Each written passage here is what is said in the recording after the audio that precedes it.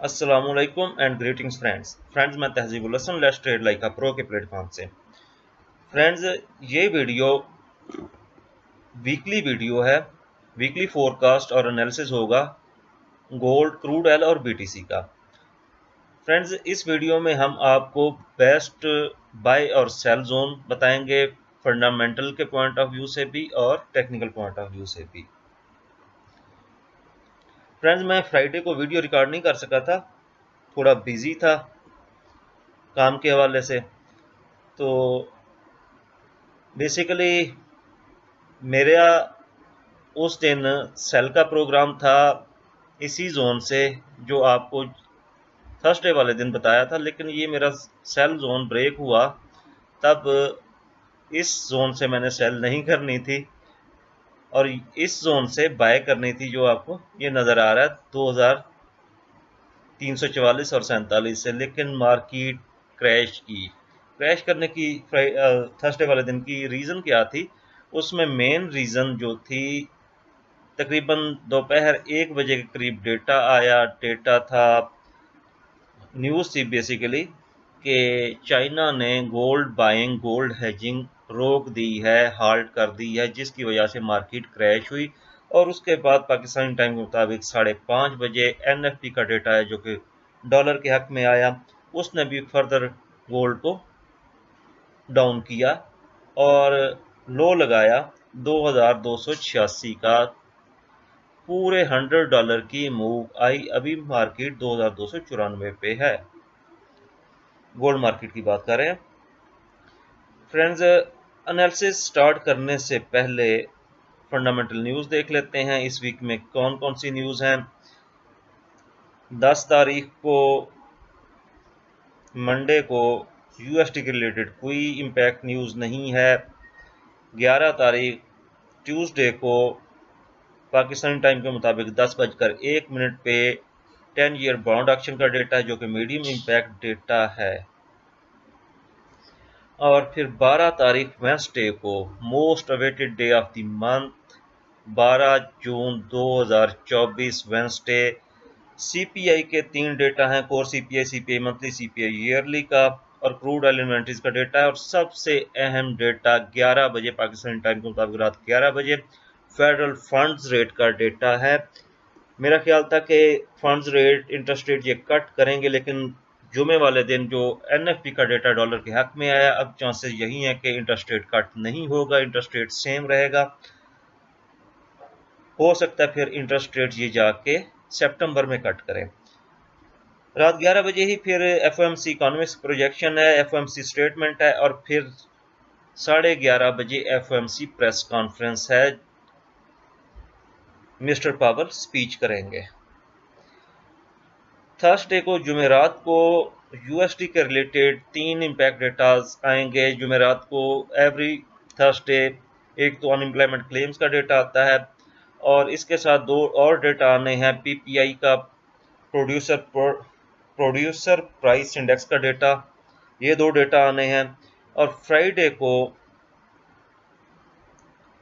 Last day of the week जो होगा, Pakistani time के मुताबिक 7 बजे preliminary University of Michigan consumer sentiment का डेटा होगा। ये भी बड़ा अहम डेटा होता है। फ्रेंड्स, बिटकॉइन के हवाले से न्यूज़ अगर देखें तो कोई ख़ास न्यूज़ नहीं है।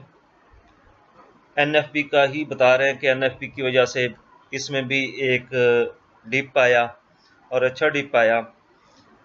और दूसरा बीटीसी ईटीएफ एडॉप्शन की बात है, ये लास्ट वीक वाली बात वही चल रही है, वही न्यूज़ है, कोई फर्दर न्यूज़ नहीं है। क्रूड ऑयल के हवाले से न्यूज़ अगर देखी जाए तो ओपेक प्लस काफ़ी परेशान है, वो प्रोडक्शन कट्स करने की तरफ जा रही है, फेस टेम्परिंग की तरफ जा रही है, मतलब कि वो प्रोडक्शन कट करेंगे, सप्लाईज कट करेंगे, जिसकी वजह से क्रूड ऑयल की प्राइसेस अप जा सकती हैं। रीजन के इतनी लो जाती हुई प्राइसेस को देख के ओपेक कंट्रीज काफ़ी परेशान हैं। फ्रेंड्स, टेक्निकल चार्ट की तरफ बढ़ जाते हैं।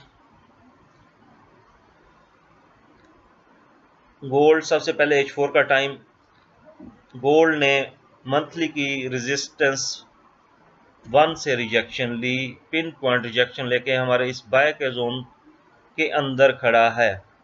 H4 के लिहाज से देखा जाए तो ये बाय का जोन वैलिड है। ये पहले भी मैं कह चुका हूं कि यहाँ पे एक तो बड़े मूव की 50 और 60% रिट्रेसमेंट के लेवल इस एरिया में पड़े हुए हैं, और यहाँ पे बुलिश इनगल्फिंग का सेटअप एक जो कि फेल हो चुका हुआ है, पीछे भी फेल हुआ, और ये बुलिश इनगल्फिंग का एक सेटअप पड़ा हुआ है H4 में, जो कि रिस्पेक्ट हुआ, मार्केट इसको टैप करके ऊपर खड़ी हुई है। अगर मार्केट यहाँ से ऊपर नहीं जाती, फर्ज किया किसी वजह से, और वो चाइना वाली न्यूज़ का इफेक्ट ही होल्ड रखती है, अगर ये लिक्विडिटी भी ग्रैब करके नीचे जाती है तो फिर 2245 तक इसकी हद है, यहाँ तक जा सकती है। इससे नीचे जाता हुआ मैं मार्केट को नहीं देख रहा, और मार्केट यहाँ से बाय ही जानी चाहिए। अभी इसको बड़े टाइम फ्रेम में, डेली टाइम फ्रेम में देखें।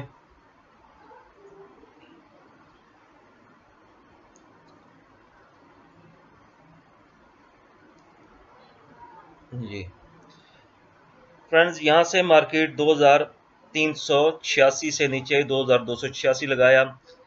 अगर यहाँ पे देखें तो बुलिश इनगल्फिंग का ये वाला सेटअप फेल हुआ, उसके बाद बुलिश इनगल्फिंग कंफर्म पैटर्न था ये वाला, ये भी फेल हुआ। बुलिश इनगल्फिंग का ये वाला एक फेल सेटअप ऑलरेडी था, वो भी दोबारा फेल हुआ। अभी मार्केट जिस पोजीशन पे है ये रिट्रेसमेंट लेवल पे है, और ये वाला बुलिश इनगल्फिंग पैटर्न इसको लेके खड़ी हुई है डेली टाइम फ्रेम में। यहाँ से मार्केट बाय जानी चाहिए, और इसने तकरीबन डेली की लिक्विडिटी स्वीप कर ली है। जब मार्केट लिक्विडिटी स्वीप करके चलती है तो खासी दूर चलती है। लोगों का सेंटीमेंट यही बन चुका होगा कि $100 नीचे मूव किया है, इतनी बड़ी सेल इनगल्फिंग बनी है, मार्केट मजीद सेल लाएगी। मुझे नहीं लग रहा कि मार्केट सेल लाएगी, सबको कंफ्यूज करके मार्केट यहाँ से बाय जाएगी, और अच्छी बाय जाएगी। FOMC के लिए इन्होंने पूरा ग्राउंड तैयार कर लिया है। अभी इसको और बड़े टाइम फ्रेम में देख लेते हैं, वीकली टाइम फ्रेम में देख लेते हैं।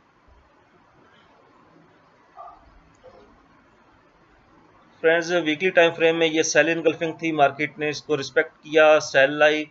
अभी ये वीकली टाइम फ्रेम में बाय इनगल्फिंग, ये दो कैंडल्स आपको नजर आ रही हैं, इसकी लिक्विडिटी ऑलमोस्ट टेक करने वाली है।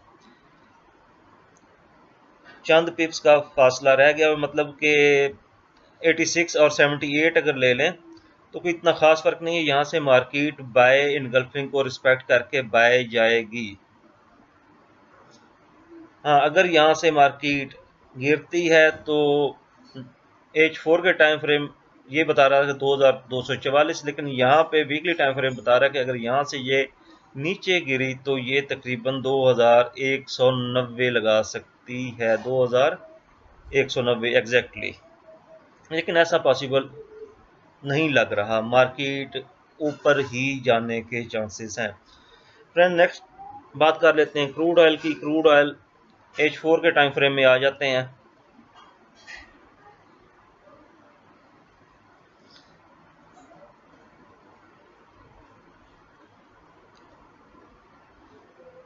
फ्रेंड्स, ये बाय का जोन दिया था मार्केट जब 80.4 से गिर रही थी, तो ये बाय का जोन मैंने दिया हुआ था। मार्केट उस बाय के जोन से ऊपर आई, अभी भी ऊपर जा रही है। अगर इसको ये देखें कि ये कहाँ से सेल ला सकती है, सेल इनगल्फिंग एक ये पड़ी हुई है, यहाँ पे सेल का जोन लगाया हुआ 76.4 से लेके 77.3 तक, ये सेल का एक एरिया है, और दूसरा सेल का एरिया बन रहा है 77.54 से लेके 78.6 तक। ये इनगल्फिंग के हिसाब से सेल के एरिया बन रहे हैं। रिट्रेसमेंट के लिहाज से इसको देखें तो क्या ये रिट्रेसमेंट लेवल यहाँ आता है, क्या ये वैलिड होते हैं? कोई सेकंड कंफर्मेशन मिल रही है एग्जैक्टली? ये देख लें कि ये इसको कंफर्मेशन यहाँ से रिट्रेसमेंट, फीबो की रिट्रेसमेंट भी इसको कंफर्म कर रही है इन सेल जोन को, और इनगल्फिंग भी कर रही है। और सेकेंडली यहाँ पे ईयरली और मंथली लेवल्स भी हैं फिबोनाची पिवट्स के। अभी अगर इसमें डिप आता है क्रूड ऑयल में, क्योंकि न्यूज़ में मैं आपको बता चुका हूं कि प्रोडक्शन कट करने लगे हैं, तो ये थोड़ा सा डिप लेके मजीद ऊपर जाएगा, ऊपर से फिर ये सेल आएगा और फिर यहाँ से थोड़ी सेल दे के दोबारा कोई बाय का सेटअप बना के इसने ऊपर जाना है क्रूड ऑयल ने। अभी अगर ये यहाँ से डिप आती है तो ये बाय का अच्छा सेटअप बना हुआ है, बाय एनगल्फिंग बनी हुई है 74.76 से लेके 74.1 तक यहाँ से आप बाय कर सकते हैं, यहाँ से बाय करेंगे और इसको होल्ड करेंगे एटलीस्ट इस सेल के जोन तक। फ्रेंड नेक्स्ट पेयर हम बीटीसी पे बात कर लेते हैं। बीटीसी की अगर बात करें, ये सेल का जोन दिया था और ये सेल का जोन मैंने थोड़ा ऊपर रख के दिया था एग्जैक्टली लिक्विडिटी को माइंड में रख के, कि मैं यही सोचा था कि लिक्विडिटी ग्रैब करके मार्केट नीचे आएगी। मार्केट ने एक दफ़ा लिक्विडिटी ग्रैब की किसी हद तक, लेकिन दूसरी दफ़ा पूरी लिक्विडिटी ग्रैब करने के बाद मार्केट एकदम से नीचे आई और इसके पीछे इसको सपोर्ट रही एनएफपी डेटा की भी। अभी जो मेरा बाय का जोन था, ये बाय का जोन 69,500 से लेके 68,750 तक ये बाय का जोन था मेरा। और दूसरा बाय का जोन ये है, अगर इसके बड़े मूव की बात करें तो ये यहाँ तक मार्केट रिट्रेसमेंट ऑलरेडी करके आ चुकी हुई है, यहाँ से पिन पॉइंट बाय निकाल चुकी हुई है। अब दूसरी दफ़ा भी निकाल सकती है, लेकिन इस एरिया से जहाँ पे मार्केट है यहाँ से भी हम बाय का सोचेंगे, यहाँ से भी हम बाय करेंगे। और अगर मार्केट और डिप लेती है तो 66,600 और 65,200 इसके दरमियान से भी हम बाय सर्च करेंगे, बाय की कोई रीज़न तलाश करेंगे। अगर बाय की रीज़न मिली तो हम ज़रूर बाय करेंगे।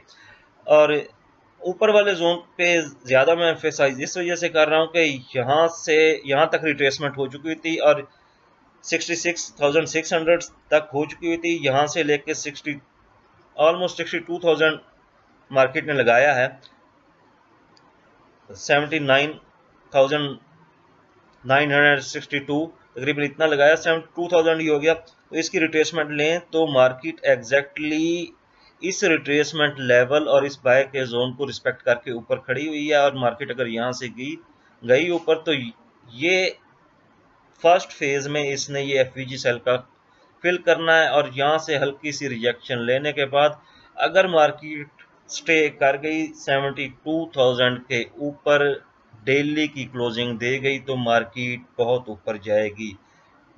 बिटकॉइन और क्रिप्टो करेंसी में बूम आने वाला है। अगर 72,000 में बार बार क्यों बोल रहा हूँ कि ये 72,300, एक तो ये वीकली ठीक है, इतनी बड़ी तो वो रेजिस्टेंस लेवल नहीं है, लेकिन इसको देखा गया कि जब से इसने 72,000 लगाया तो वहाँ उसको क्रॉस नहीं किया, फिर इसने 74 लगाया तो वापस आई, तो फिर बार बार ये 72,000 से वापस आती रही है। इसको ब्रेक करने की कोशिश हो रही है, ट्रेडर्स इसको बायर इसको ब्रेक करवाने के पूरे मूड में है।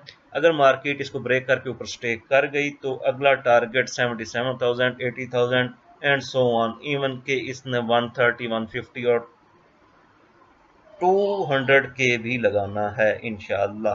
फ्रेंड्स, इस वीकली एनालिसिस में सिर्फ इतना ही। अपना ख्याल रखिएगा, एहतियात से ट्रेडिंग कीजिएगा।